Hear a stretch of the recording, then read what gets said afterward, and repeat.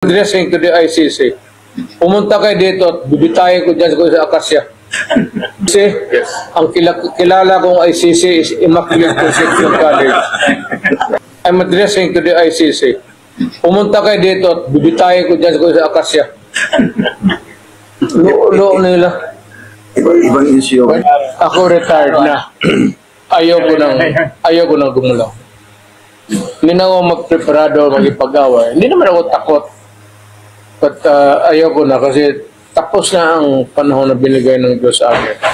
I was given the responsibility of being mayor, of being a prosecutor, mayor. Mr. President, parang galit yata ang Quadcom na hindi mo daw sinipot ang hearing. Inimbitahan ka ba nila sa hearing?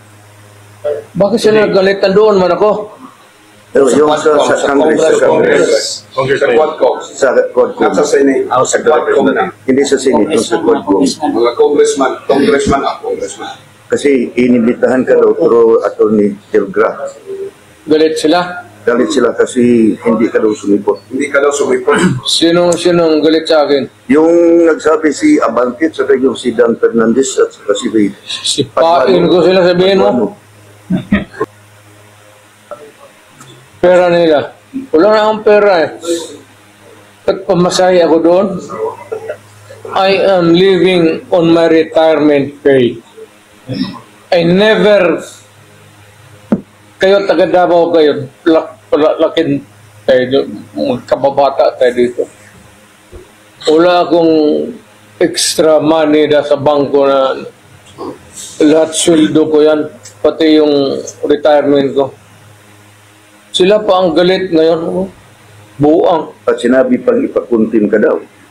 Sige daw. Si Paduano nagsabi, kaniha lang. Sino? Paduano. Yung Congressman Paduano. Congressman Paduano. Kasi, Sino yung unggoy na yan? hindi ko kung taga saan yan. Kasi yung aktor na diyan, si Dan Fernandez, Abante at saka Paduano. person, and yun nag-contempt sa lahat. You don't scare me a bit. Galing na ako pagka-presidente, huwag nila akong ganunin. Galing na ako sa Congress. Na-mayor ako, na-congressman ako, na-presidente na ako. Do not give me that shit. Diyan mo sa kanila. Totoo bang may impartiality na kita mo ngayon, Mayor? Wala man siguro, but alam mo, actually, wala, in fairness to the idiots, wala akong notice na pupunta ako ngayon. Sabihin mo nga sa hindot na yan. Pero si Attorney Delgra Mayor nagbigay ng parang reply sa summon or sa nagbigay. So what was his reply? Kasi nalagay sa na according to Attorney Delgra na yung ginawa mo sa Senado, pwede nilang kukunin kung gusto nila. Ano mang sinabi ko? What is there to say or more to what I have said? Sinabi ko naman lahat. Ano pa ba ang gusto ng mga gago? May balita, Mayor, na ang ICC prosecutor sa iyo. ICC? Yes. Ang kilala kong ICC is Immaculate Conception College. Sabihin mo sa ICC, I'm addressing to the ICC. Pumunta kayo dito at bibitayin ko dyan sa Akasya. Loo nila. Ibang issue. Pwede ba magbigay ang Senate ng transcript ng statement? Yes, statement sa Senate hearing. They will do that. Well, it's up to them. Are you posing a question or are you informing me? Yeah. They're informing you that they are Giving all the giving all the, they will give the transcript now to ICC. It's a possibility. Well, go ahead. Be my guest. Mr. President, Yes. if in case the Quadcom, Hindi na ako presidente. Rudy Duterte. Mayor, Rodrigo Duterte, if in case the Quadcom will invite you, bigyan kanila ng pamasahe, are you still willing to be there to attend the Quadcom? Hindi ka takot? May maganda bang member dyan sa Quadcom?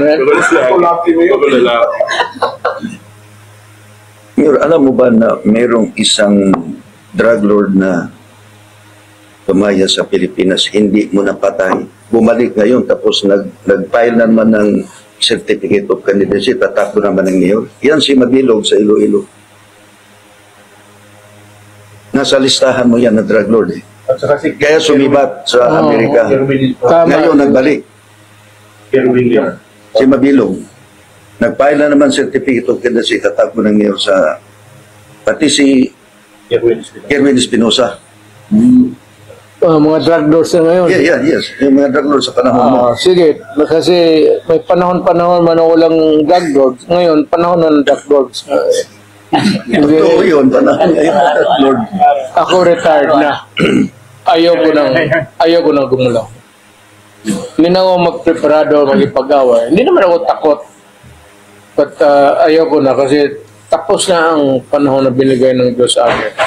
I was given the responsibility of being mayor, of being a prosecutor, mayor, president.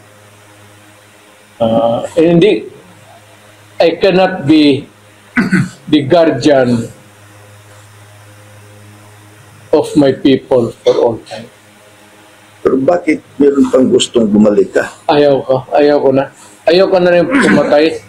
Kasi At yung mga vlogger, daming mga vlogger ngayon, gusto, Duterte, may ibalik. wala na ang kamay ko, Talaga siya man ang nagtigas na ako. Ayaw niya, pero ang mga tao gusto siyang ibalik. Ayaw ko na. Mga tao Hindi ko na. gusto. Mga vlogger, Sabi nga ko na, I would again refer you to the Bible. There is always a time for everything. Time to be born. There is a time to be mayor, and a time to kill, and a time to be peaceful, and a time to be at peace with the world.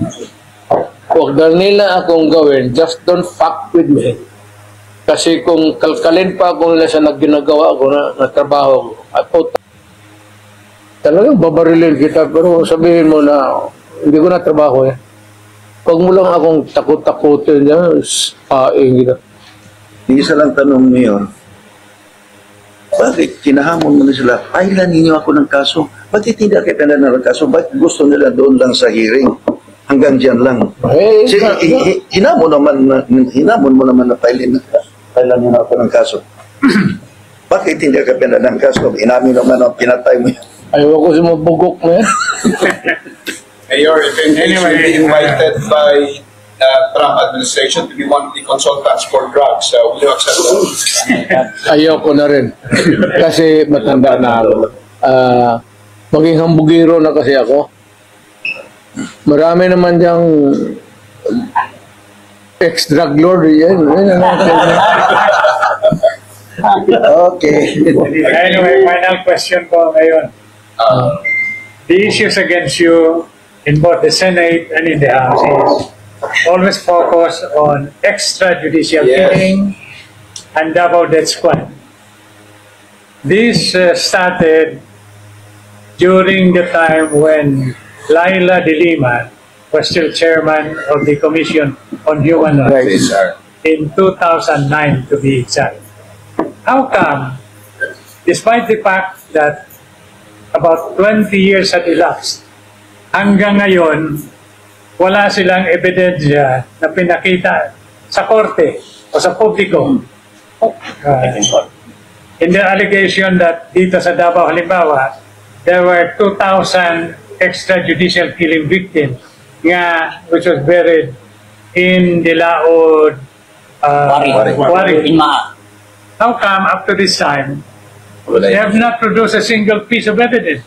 Naging CSR, naging DOJ Secretary, naging Senador. Hindi ko man, I'm not challenging Senator De Lima to come up with something. Magyayabang na rin ako. Maybe because being a lawyer, mahirap talaga mag-build ng kaso. Parang bahay yan eh. Start a poste, yun. Tapos you get to the wall and then to the roof. Mahirap talaga lalalo na kagaya ko na mayor. Wala man akong naalaala na pinatay ko na nabanhaw. Na nag-resurrect. Hindi biro. Hindi. Ewan ko, because siguro baka naawa rin ng Panginoong Diyos na ayaw ako bigyan ng problema kasi sa katandaan ko ngayon at this age, baka he might really want to spare me of gusto na lang ng Diyos siguro maligaya ako. Ganito na lang, for whatever there was or ano ang nangyari o anong sinabi nila na ginawa ko, kaya yung sa Dumoy, inubos ko talaga.